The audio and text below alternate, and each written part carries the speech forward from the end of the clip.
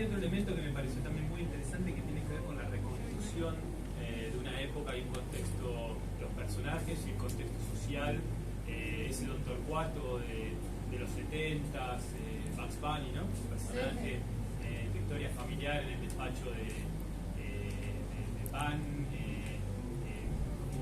eso, y ese Don Torcuato yo lo conozco de años posteriores, soy también soy de San Isidro, que es un poquito al norte, pero más hacia el este, y me parece que es muy interesante también la reconstrucción, como bien señalaba antes, de ese momento tan especial de la Argentina, tan crítico, tan horrible de la Argentina, en un barrio en crecimiento, el cruce de diferentes clases sociales, de un lado, del otro, el colegio más aspiracional, y ahí engancho con el tercer y último elemento que en esta pequeña introducción me tenía ganas de señalar, que me parece que es lo central y que define toda la construcción del texto, que tiene que ver con la mirada, con tu mirada, que está construida desde dos lugares, según como lo leí yo. Primero, específicamente cuando vos narrás a tu Sonia niña, esa mirada sobre el mundo de los adultos, un poco como retraída y viendo que había el lugar de lo no dicho y muchas cosas que no cerraban. Y después, me parece que, o sea, porque esa es una Sonia de qué edad, 8 años, y me parece que es muy interesante cómo la misma narradora, que es una Sonia ya adulta, conserva esa mirada de cierta extrañeza, crítica, o sea, me parece que hay algo muy como que transpira el texto, que esa misma hay un momento que me parece muy lindo que vos que te vas a la vera de un riachuelo y a como pensar todos los acontecimientos que estaban ocurriendo trágicos alrededor del pequeño mundo de Don Torcuato, y esa especie de retirarse al riachuelo a mirar el mundo y las formas que tienen los adultos de comportarse alrededor de ciertas circunstancias, no queda encapsulada en la Sonia de 8 años, sino que está todavía hoy. O sea, lo veo en un punto en la narradora adulta y también, esto ya es interpretación, creo que esa extrañeza empuja poner en cuestión ciertos modos de los adultos, de vuelta la extrañeza de la mirada empuja la forma en que tenés de encarar las cosas, lo que nosotros otros adultos damos por sentado, bueno, son las cosas que ocurren, no, la niña Sonia, ya adulta Sonia, se revela contra esas circunstancias. Eso me parece que es lo más valioso, por lo menos me resulta más valioso tanto del texto, que es una obra literaria, como de tu accionar público. Bueno, y lo último, para aquellos que no lo leyeron, sobre el final, hay como una vuelta de tuerca que termina de explicar también un montón de cosas. Y ahora, si les parece, voy a arrancar con una pregunta y arrancamos a charlar. Y era para vos, Sonia, a ver si vos sentís, si esa construcción de esa chica de 8 años que se retiraba del riachuelo a escribir y a pensar y a mirar con extrañeza lo que ocurría, ¿cuál es la mirada que tenés hoy sobre eso? Y si ves una relación entre la forma en que narrás y encarás las cuestiones con aquella sensación de otredad que transmite aquella chica. Sí. Si hay una continuidad. Sí, totalmente. Gracias, primero gracias. Tremenda lectura. Sos psicoanalista, creo que. Madre psicóloga es mi hermana, pero está influenciada. Sí, y esa escena es una escena diaria. Yo me retiraba siempre a ese riachuelo a pensar mis cosas, a escribir, a hacer unos garabatos, a escribir sobre los cuadernos, algo que hacía siempre y que sigo haciendo hoy, digamos de diferentes maneras, no en un riachuelo, pero en diferentes formas. Pero sí, lo que me pasó, que cuando estaba haciendo este recorrido, es este libro. A mí me gustó muchísimo este libro porque primero lo encaré, algunos ya lo saben, pero yo no lograba encontrar datos sobre este caso, ¿no? Que ahora lo voy a unir a Raúl en esto, porque fue muy importante, digamos, el encuentro con Raúl Torres. Yo empecé a escribir un libro sobre psicología, pero mi interés era poder hablar de la voz de los niños y las niñas, esto que cuenta también Nicolás, cuando son vulnerados y lo que no se escucha. Y de alguna manera esa niña, digamos, del Riachuelo quedó como con un radar constante donde yo puedo detectar con bastante facilidad donde los adultos están vulnerando un derecho y los adultos no se dan cuenta. Es que está todo bien, digamos, está tratando bien al niño, que es algo que es natural que les pase eso a los chicos, ¿no? Ese radar siguió hasta hoy, creo que ya me va a acompañar para siempre. Entonces, cuando me encuentro encontrando tratando de trabajar este nuevo libro, me acuerdo del caso de esa niña asesinada. Yo no sabía el nombre para nada. ¿No saliste originalmente detrás de esta historia? No. Era un libro más teórico. Era un libro, claro, iba a ser más teórico sobre, bueno, la voz de los chicos, y me pongo a escribir un capítulo sobre infanticidios. Y ahí recuerdo, Iván, pero nunca lo había olvidado, pero digo, me viene fuertemente a la memoria el caso de la niña hallada en el campanario. Bueno, yo no sabía el nombre, realmente no sabía nada. En ese tiempo, yo no me acuerdo si fue el caso de Telma Fardín, pero bueno, me invitan por esta actividad que tengo yo, pública, a Canal 13, a un programa de televisión, a hablar sobre violencia sexual. Ahí me encuentro con Raúl Torres, digo, porque así voy reuniendo, digamos, a todos en esta charla. Y charlamos acerca de la violencia sexual y esto, no sé qué, y todos los graphs de la televisión, que es todo rápido, y digo, uno tiene que decir todo muy rápido, nunca termina los conceptos, y me acerco a Raúl y le pregunto, y le cuento, estoy investigando, porque ya ahí me había puesto a investigar, me había preguntado muchísimas personas, y nadie recordaba nada, ni mi propia madre, que estaba ahí cuando yo recibí la noticia del asesinato de esa nena. Entonces dije, bueno, estoy flasheando de alguna manera, esto me lo inventé, o es un recuerdo ocurridor, o algo pasa. Y entonces cuando le comento a Raúl, que no nos conocíamos personalmente, digo, yo lo veía en la televisión, ese día, claro, yo lo veía en la televisión y decía, bueno, es una estrella. Digo, bueno, le voy a dar una estrella. Estrellado, quizás. Entonces, le digo, estoy tratando de investigar un caso de una niña que apareció ahorcada en el campanario, y me dice, la niña del campanario. Me volvió el título del libro. Total. Me volvió el alma al cuerpo. Y él se tenía que ir rápido, bueno, cambiamos los teléfonos. Y ahí, bueno, después nos encontramos y largas charlas. Raúl todavía no leyó el libro, porque hoy se lo voy a dar. Pero conozco la historia. Conoce la historia. Pero bueno, nos encontramos y ahí empezó, digamos, me abrió una puerta, porque para mí fue impresionante, porque a partir de ahí primero creí en mí misma, una vez más dije, bueno, yo... Era cierto. Era cierto, y se abrió una puerta a una cantidad de testigos que después fueron apareciendo de a poco, porque supe como por dónde ir a buscar, ¿no? Logré finalmente, Raúl, vos me habías dicho... qué lástima, me dijiste ese día en el programa, que no sé, creo que eso no lo puse en el libro. Qué lástima, no, sí lo puse. Sí lo puse. Qué lástima, hasta hace poco tenía todos los apuntes. ¿Te acordás de eso? ¿Te acordás del crimen? Sí. ¿Ustedes saben qué? ¿Puedo un minuto? Sí, dale. Ustedes saben que es mi actividad profesional, es pasar a ustedes con las profesiones de cada uno. De pasar a los médicos, de pasar a los psicólogos, que recuerdan a sus pacientes, etc. Ustedes saben que yo tengo una memoria bastante fidedigna sobre todos los crímenes en los que me tocó participar, desde lo que soy, un investigador forense, a través de mis canas me delatan la edad que tengo, ¿verdad?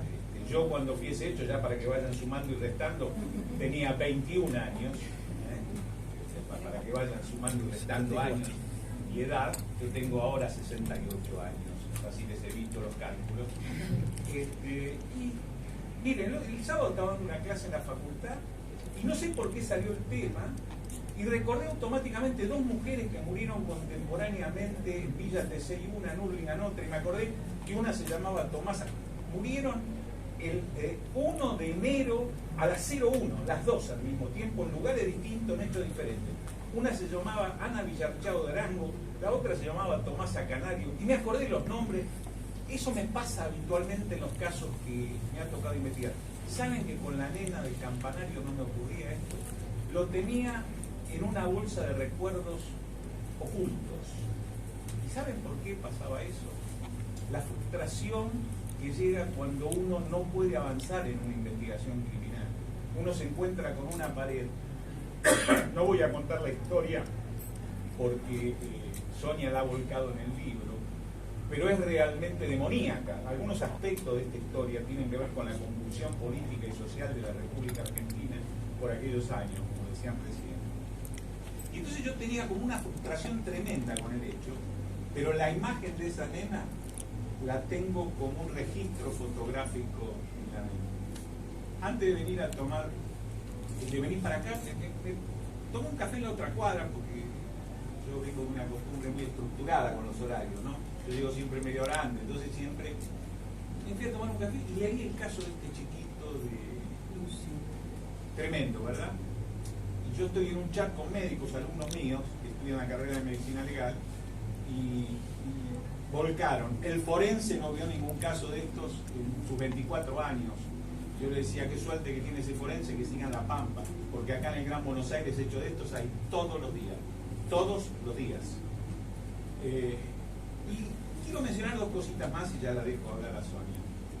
El otro día, nos acordamos hoy del chiquito de La Pampa. El otro día otro niño murió producto de una exacerbada mala actuación policial, hecho que todos ustedes conocen, ¿verdad? Otro niño también. Y cotidianamente nos encontramos con chiquitos que pasan por las cosas imaginables y las inimaginables también, como dijo Jorge Aulicino, dice, la realidad supera la más retorcida de las ficciones, ¿verdad?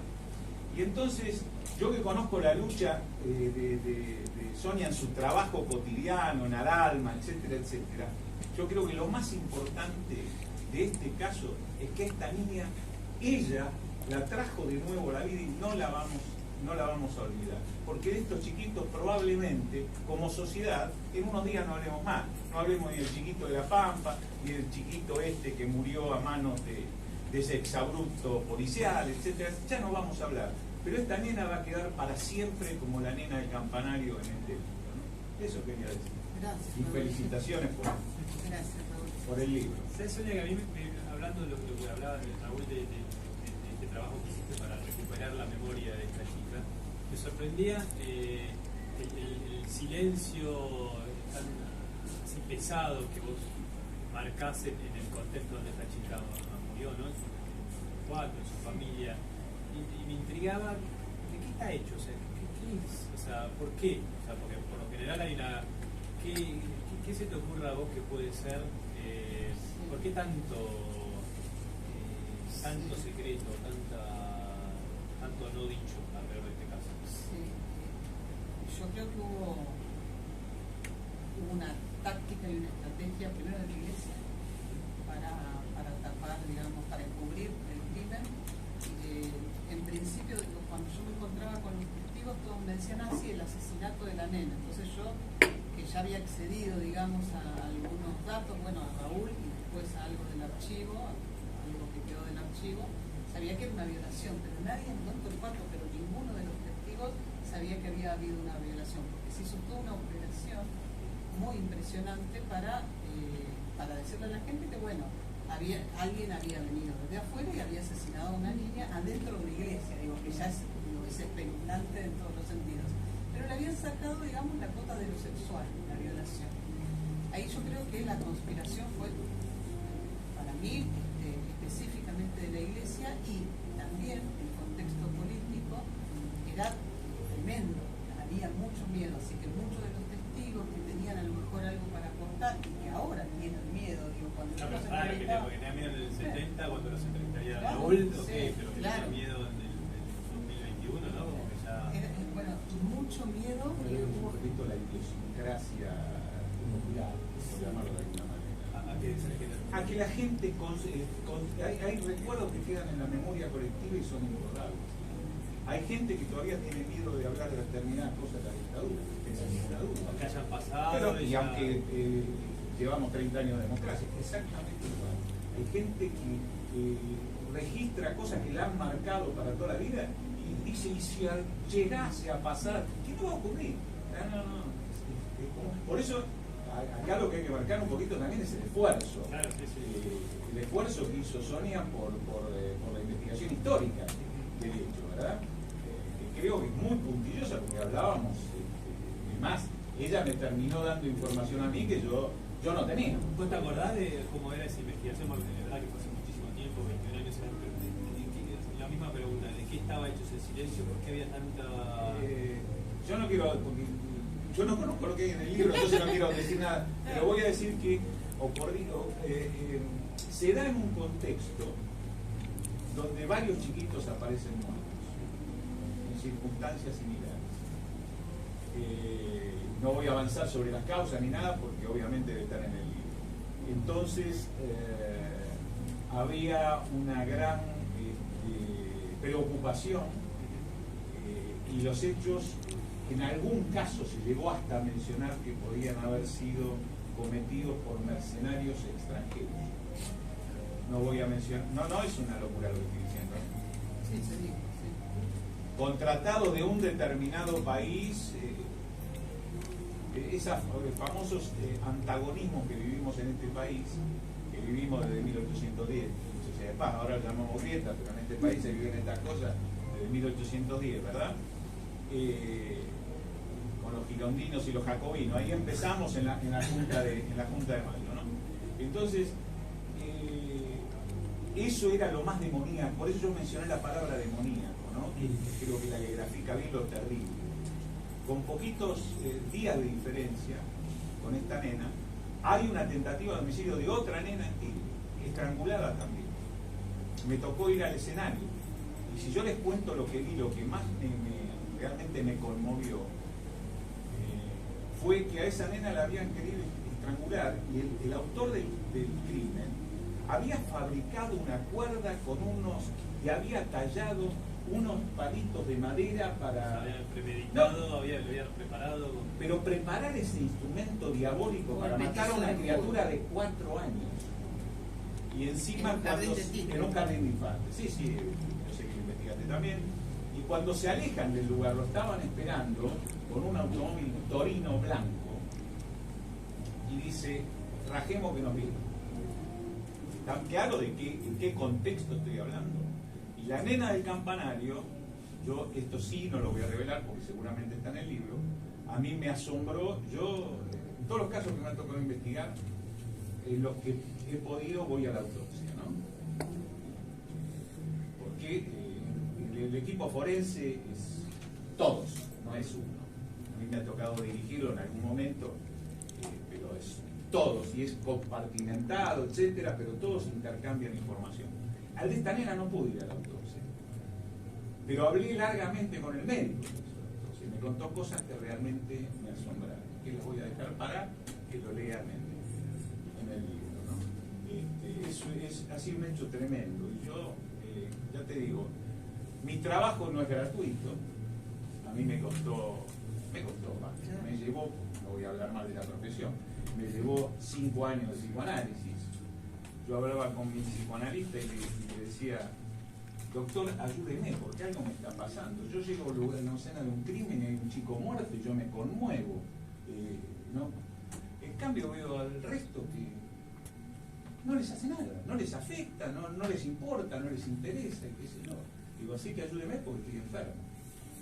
El psicoanalista me dijo, no, lo que están enfermos son ellos. ¿Está bien? Bueno, entonces a lo que me ayudó el psicoanálisis, por eso soy un gran respetuoso de la profesión de Sonia. Lo que me llevó al psicoanálisis es a convivir con eso y tener la mejor actitud profesional. Uno tiene que estar, sí, en ese momento, con la mejor actitud profesional. Y el caso de esta nena era uno de los que me había marcado. Ustedes imaginen la escena. Una nena muerta en un cama, estrangulada con la soga de la campana. Lo del campanario no es solamente emblemático, es realmente así. Y hablando de eso, ¿Cómo te afecta a vos, Sonia? Porque vos tratás muchas veces, o sea, hemos compartido otras historias. Recién hablábamos de estas ya mujeres adultas que fueron entregadas o vendidas incluso por parteras al nacer.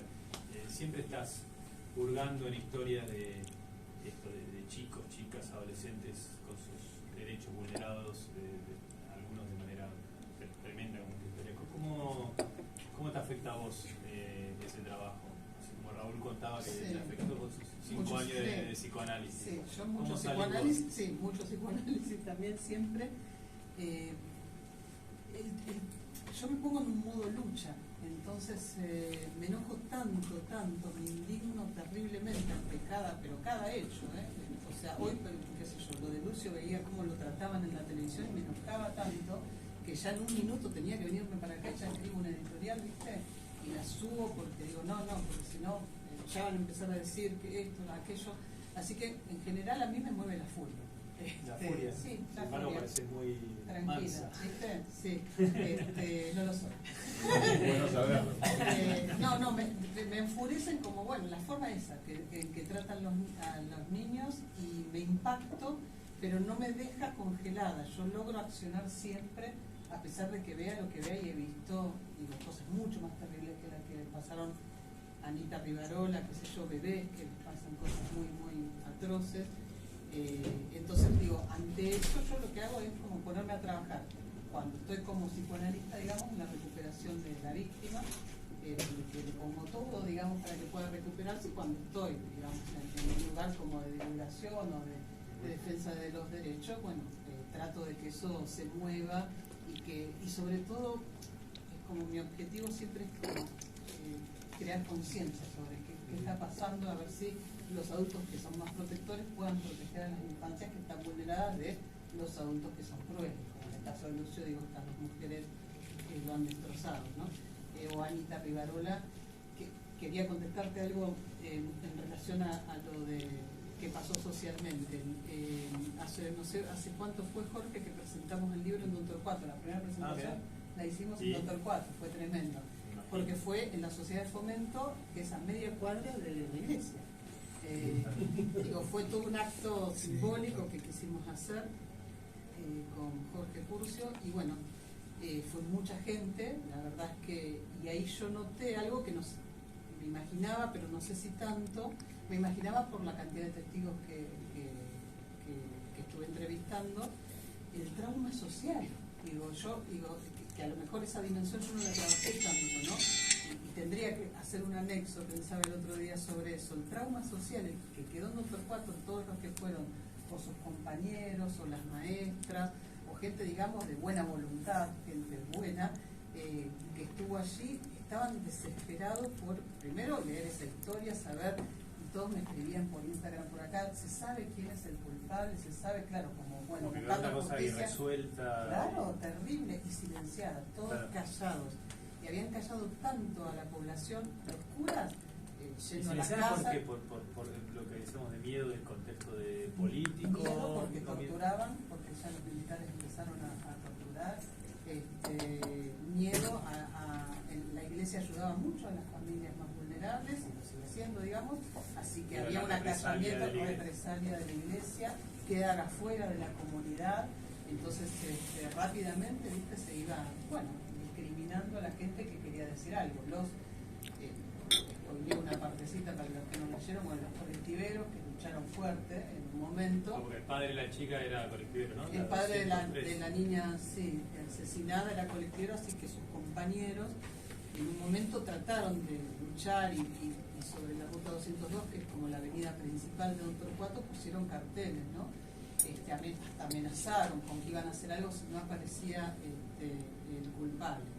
Y vos, con cualquier testigo que hablas, digamos, de Don Torcuato, que no es colectivero, te dicen, no, pero los que hicieron todo el día eran colectiveros. Claro. ¿Qué culpa? No, pero ellos no tenían razón, querían nada más hacer un boicot sobre esto. Con lo cual, cualquiera que hablaba o alzaba la voz era silenciado, porque el poder de la iglesia, por lo menos en ese momento, era tremendo. Esta congregación, los Pías en Cayetano, habían hecho de todo. Habían copado, digamos, no solo Don Torcuato, digo, un montón de lugares, y Y la alianza con el ejército era muy impresionante. Bueno, el Campo de Mayo, a muy pocos metros, digamos, de ahí, estaba, digamos, la mayor maternidad clandestina, donde se han apropiado de tantos y tantos bebés. Así que digo, todo el contexto era mejor cállate porque podés morir. Muchos de los testigos dicen, no, mi hermano sabía algo, pero mejor se quedó allá o no vino porque tenía miedo de que los militares o que los torturara la misma policía en ese momento, que había algo gris ahí, ¿no? Sin embargo, vos elegiste no callarte y contar esa historia. ¿Esa incomodidad ya la sentías a los 8 años? O sea, y vuelvo a la imagen de la niña retraída, ¿ya notaba o por la reconstrucción que puedes hacer de tu Sonia de entonces? Sí. ¿Vos sentías ya o intuías que había algo Sí. en ese no hablar de esta chica que no estaba bien? Yo estaba siempre esperando que me contaran algo de qué había pasado con la nenita, quién la había matado, eso, estaba siempre esperando eso. Y a mí me obligaron a tomar la comunión. Soy atea, digo, aclaro eso porque, bueno, me obligaron. En ese momento no era atea, creía en Dios un poco, como que estaba ahí, ¿viste? Y entonces, claro, la comunión yo tenía que ir los domingos a la iglesia de San Marcelo y tenía que caminar unas cuadras de mi casa por un lugar que se llama el Hindu Club, que es todo como un lugar por adentro, y llegar a la iglesia. Iba totalmente aterrorizada porque pensaba que en cualquier momento yo llegaba a la iglesia y me iban a matar, porque si mataban a las nenas. Y no se sabía la violación. En mi casa, que había una cosa muy fuerte política, que se hablaba, digamos, de qué pasaba con Montonero, con los milicos, en mi casa se hablaba bastante de política, teníamos a Perón y a Rosas en el living, así que se hablaba fuerte de política. Nosotros teníamos una idea de qué estaba pasando en el país, porque mi viejo hablaba de eso, digo, lo ponía bastante sobre la mesa. Así que yo le tenía miedo a los militares, miedo a los curas, era todo miedo. Pésimo lugar en nuestro cuarto, era terrible. Y finalmente mi papá nos llevó, digo porque está mi hermano por acá y fue también para allá, pero no, me llevó a Córdoba a tomar la comunión. Yo ese día tomé la comunión y salí de la iglesia y dije, yo no creo más en Dios. Pero no la tomaste ahí. No la tomé en San Marcelo, pero eso por una decisión de mi viejo, que él era cordobés y quería la toma en la capilla de no sé qué, donde él había nacido y eso. Pero sí me acuerdo muchísimo de haber salido ese día de tomar la comunión y decir, yo no creo más en Dios.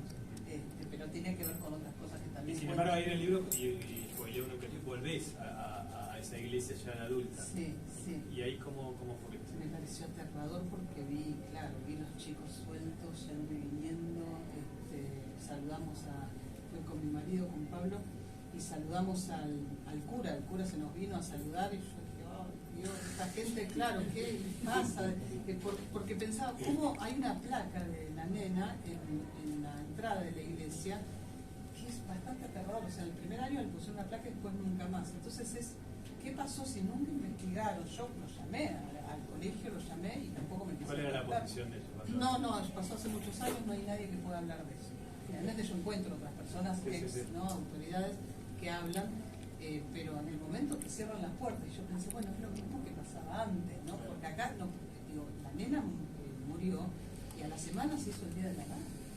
Se festejó el Día de la Madre. ¿Y la publicación en la del libro, vos crees que podría generar algún tipo de algo, algún movimiento, por reconocimiento de la escuela?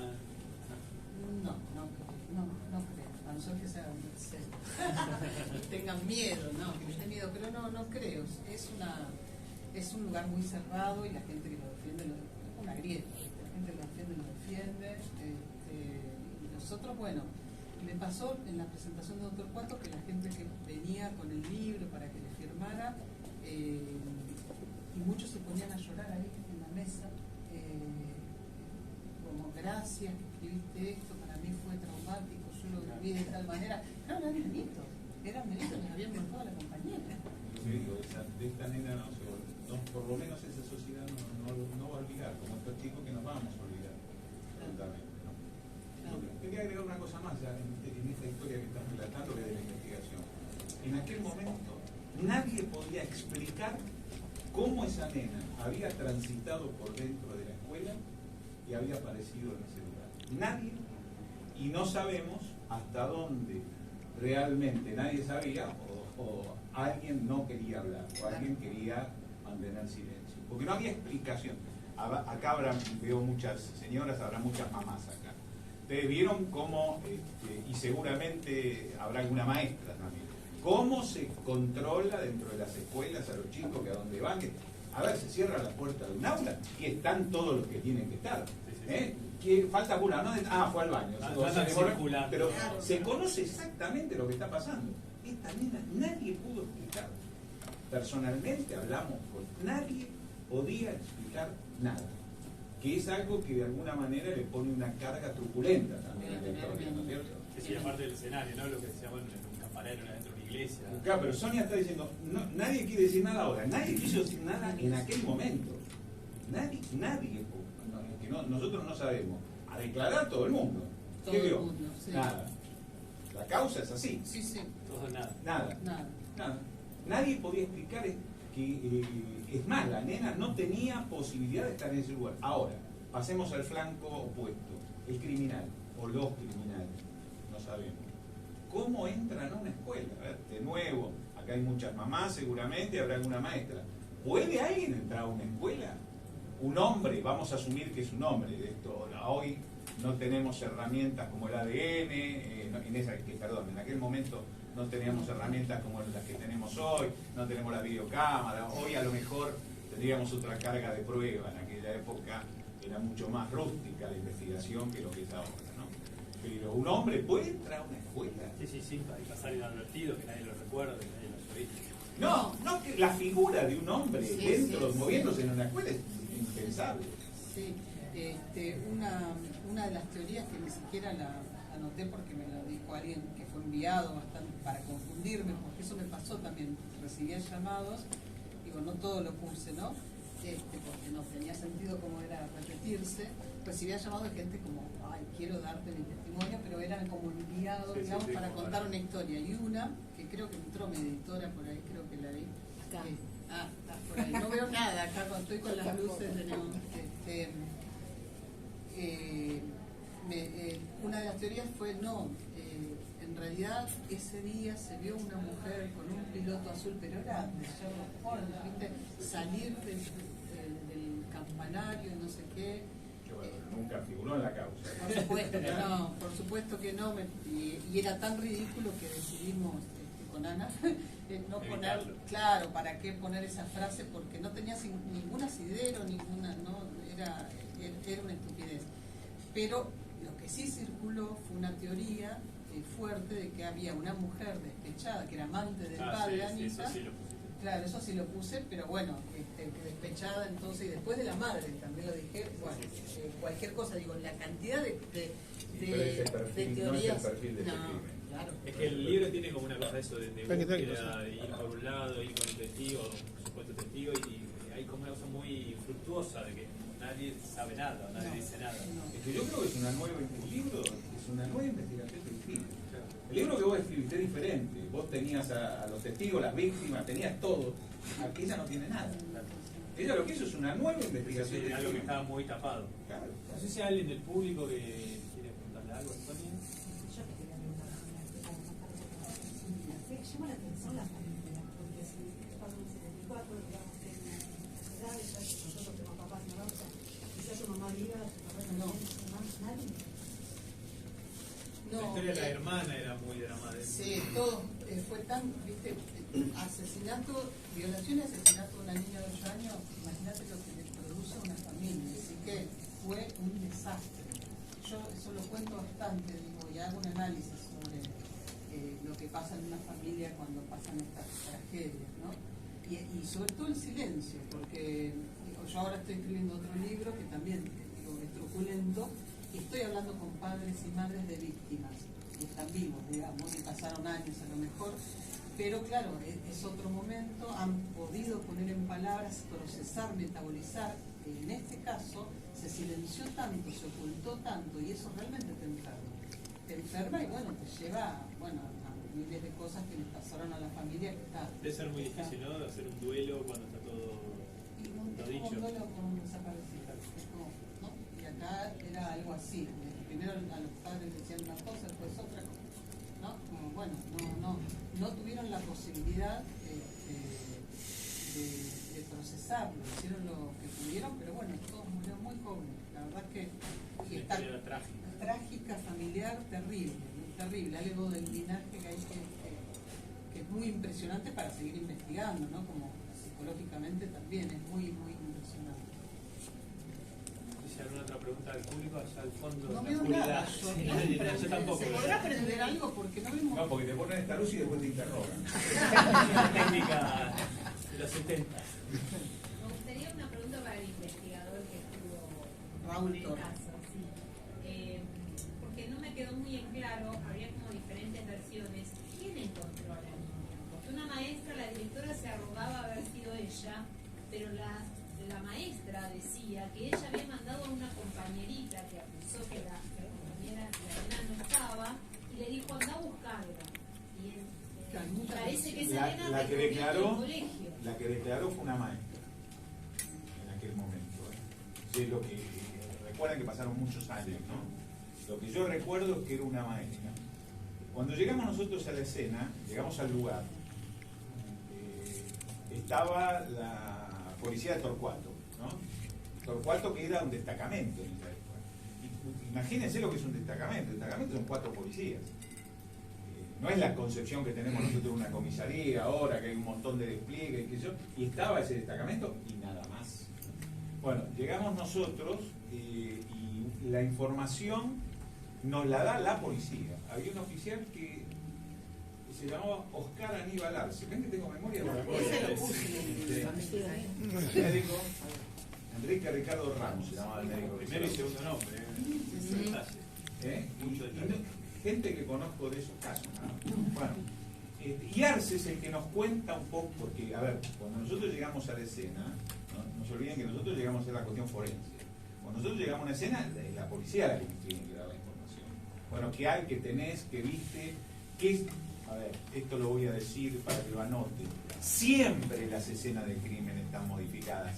Siempre. Toda esta construcción intelectual que armaron con el caso Nisman, de que si se modificó la escena del crimen, entonces homicidio, que es una cosa que no tiene ni pie ni cabeza.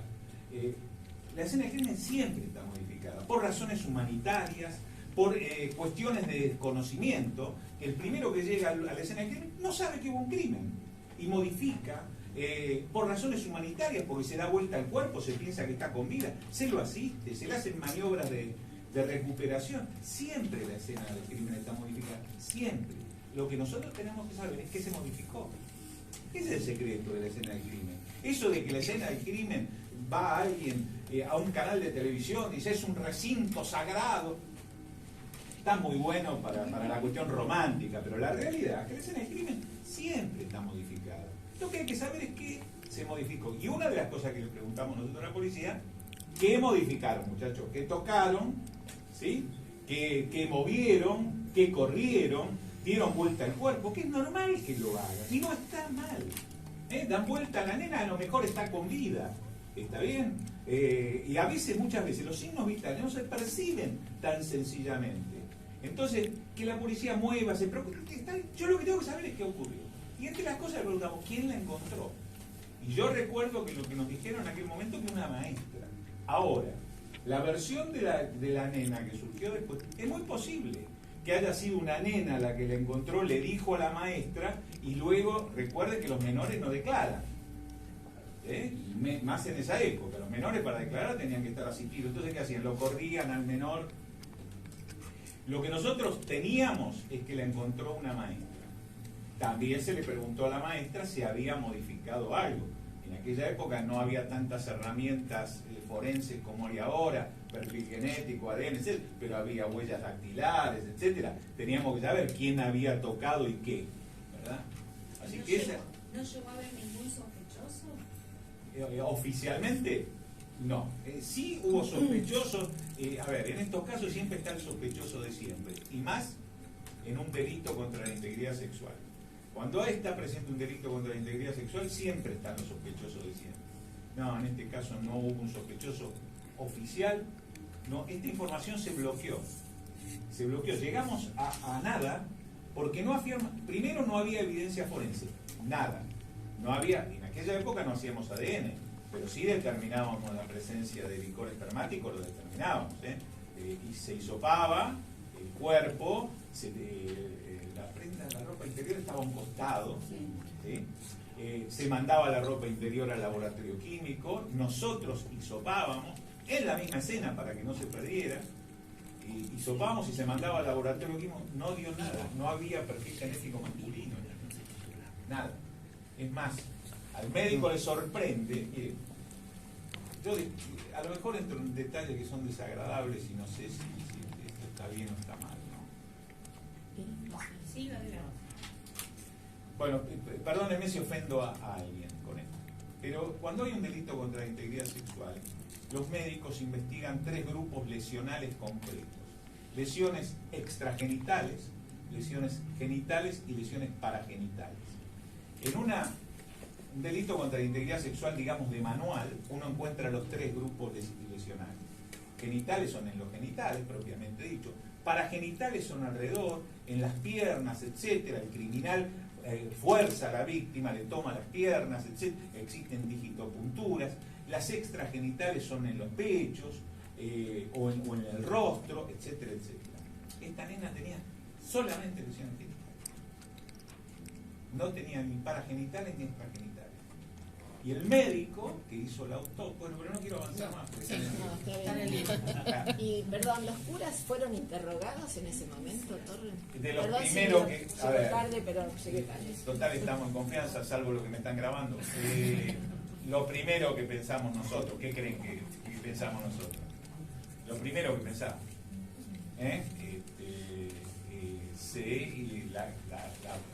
ahí investigó la comisaría, porque también lo mío se agota con la cuestión forense, ¿no? Ahí investigó la comisaría y había una brigada de investigaciones que estaba en esa época en Martínez, que fue asignada un grupo de la brigada de investigaciones para ocuparse del caso. Lo primero que se investigó fue a los sacerdotes. Pero en realidad no surgió ningún elemento. Tampoco, tengo que aclarar, existían los medios que tenemos ahora.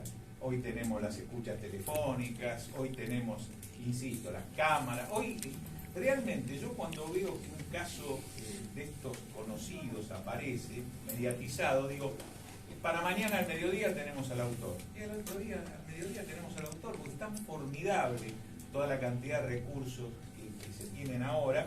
A los casitos, yo todavía participo en alguna investigación, pero en aquella época era infinitamente más artesanal. Sí buscábamos huellas dactilares, buscábamos fluidos orgánicos, sí, claro, pero a lo mejor nos decía, vamos a suponer que hubiéramos encontrado esperma, a lo mejor nos decía que era grupo A, un secretor del grupo A.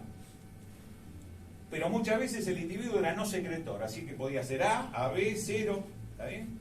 Hoy en día no, tenemos el DNI en la mancha de esperma que encontramos. Y hoy en día además tenemos la microscopía electrónica de barrido, tenemos el PCR. Hoy en día la muestra que tenemos que lograr es del tamaño de la cabeza de un alfiler.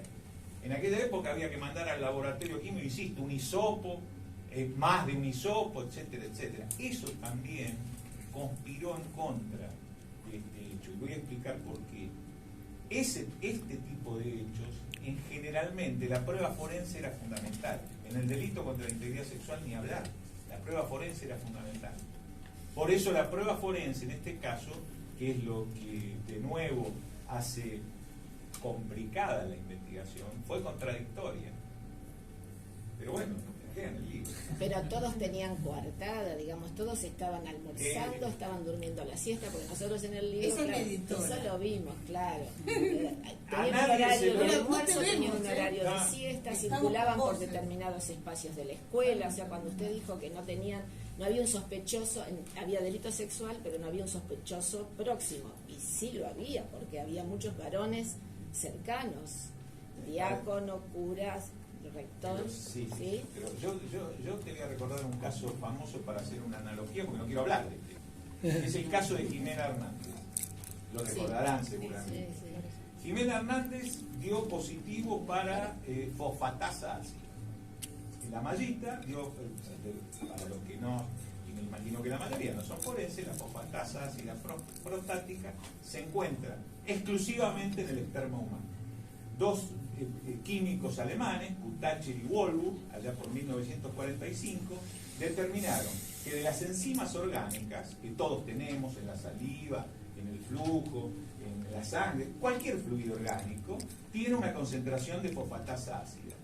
Pero el esperma masculino tiene una concentración infinitamente superior. Eso se mide en unidades King-Armstrong. Entonces, por ejemplo, la saliva tiene 8 unidades King-Armstrong. Vamos a suponer el flujo tiene 14 unidades King-Armstrong.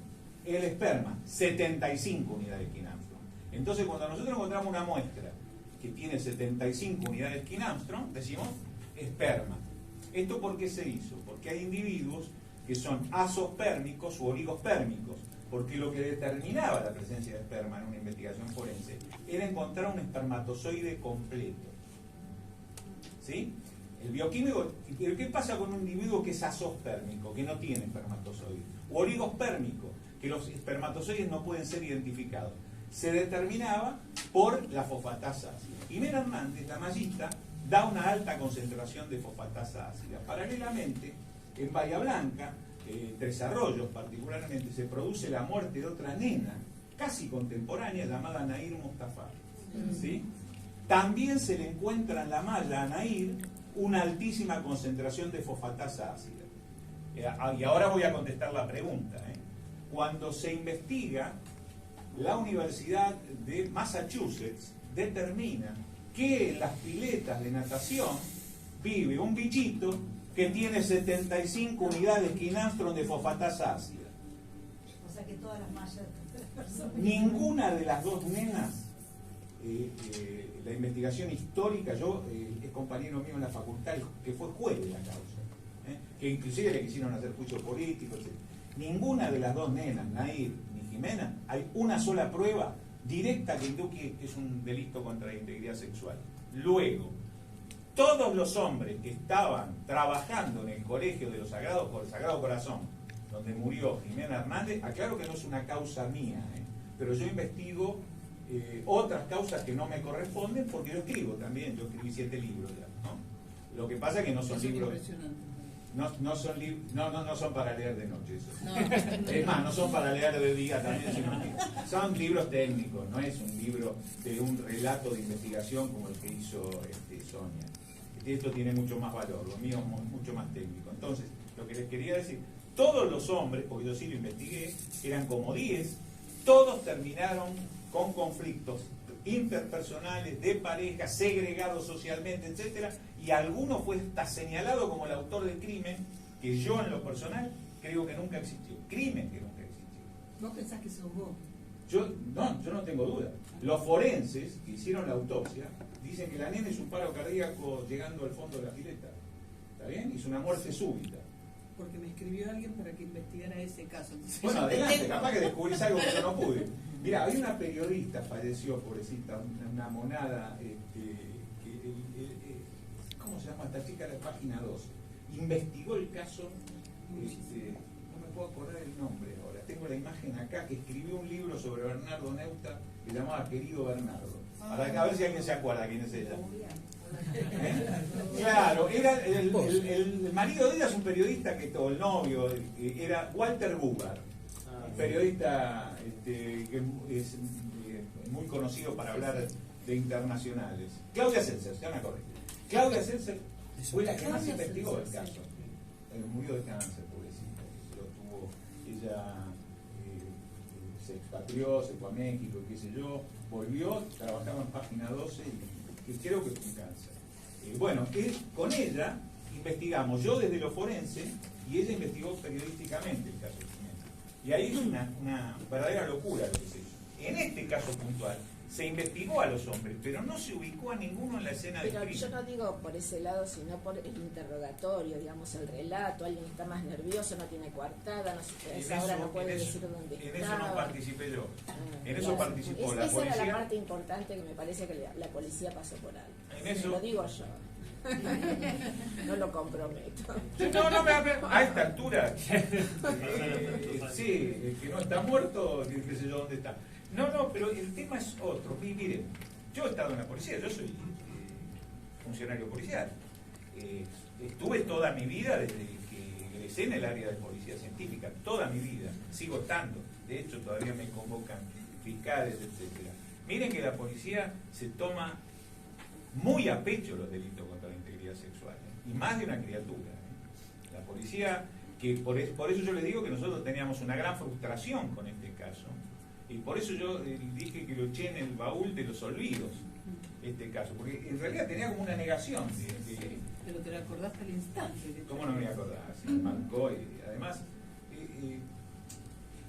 uno ve una escena de crimen como esta, y a la noche, en la vigilia, esa vigilia antes de conciliar el sueño, a uno le vienen las imágenes de la escena de crimen, más a nosotros que estamos muy entrenados en la observación, y uno está viendo a ver si se olvidó algo, y eso pasa generalmente muchas noches, y cuando es un crimen como este, me pasó en otros, particularmente con chicos víctimas, uno siente culpa si no puede avanzar en la investigación. Claro. Nicolás se tiene que ir, que tiene otro Yo compromiso. vine para acompañar al final. No, pero muy interesante. Gracias, esta Raúl. reunión. Bueno, va a haber música ahora, ¿no? Como Sí, para ahora cambiar un poquito sí. de... y espejo itinerante. Así que bueno, gracias Nico, gracias Raúl. No, gracias por acompañarnos. invitarnos, Sonia, No,